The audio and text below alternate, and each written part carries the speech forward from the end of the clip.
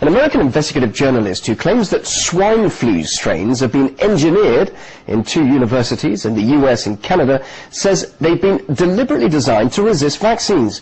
Wayne Madsen also says that his so-called nightmare scenario in which swine flu could mutate with bird flu has been suppressed by the World Health Organization for political reasons. He joins me now, live from Washington. Wayne, what exactly is your accusation then? Are you saying that swine flu was actually manufactured? Why on earth would anyone want to do that, and why? What, and who? Well, there's a variety of reasons for that. One is, of course, that it would increase sales for new vaccine manufacturers in the pharmaceutical industry. The other would be to just create this worldwide crisis.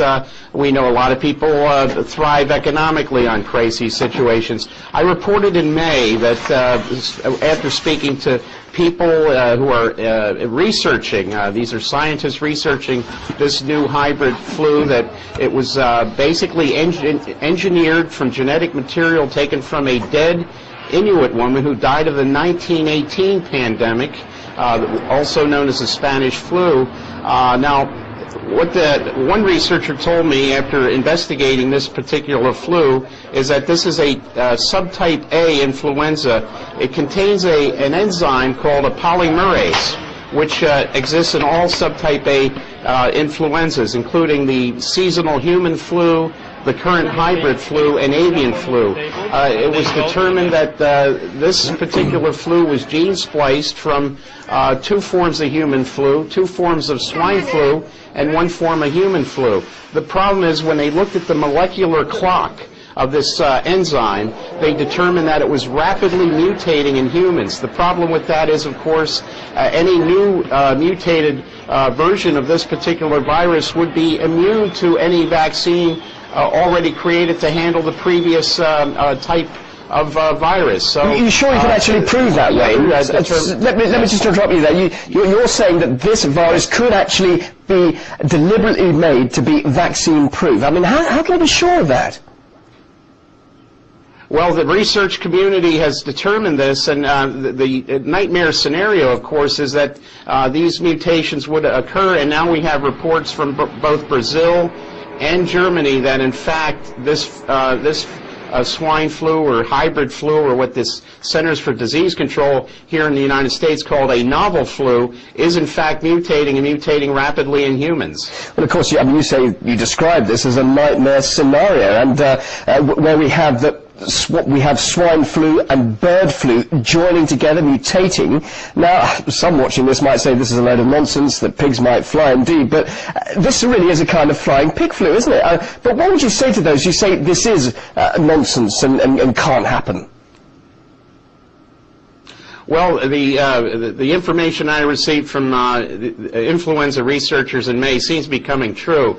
The two predictions made were that it was going to mutate. That, in fact, is now happening based on the reports out of Brazil and Germany. The other thing is that the prediction was in a couple of months, most countries in the world would be experiencing cases of flu, and within the last couple of days, we now have the first cases being reported in the South Pacific and Africa, in Ethiopia, Cape Verde, Ivory Coast, and fairly remote places like Vanuatu and Samoa and Papua New Guinea. So the predictions are holding true from what I was told by researchers in May. And you're also claiming, Wayne, just finally, that the World Health Organization is aware of this nightmare scenario, as you call it, and is actually suppressing all this. Now, how do you know that? And why would they be suppressing such an alarming situation if it is true?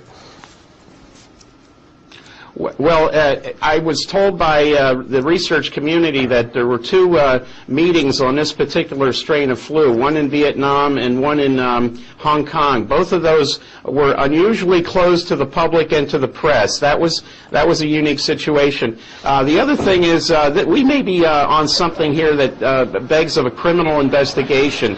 The 4 labs that I was told are involved in this development, the genetic development, this particular influenza, are the Biosafety Level 4 laboratory at the University of Wisconsin in Madison, the Armed Forces Pathology Institute in Rockville, Maryland, and the U.S. Army Infectious Disease Laboratory in Fort Detrick, as well as the National Institutes of Health in Bethesda, in addition to the National Microbiology Laboratory in Winnipeg in Canada.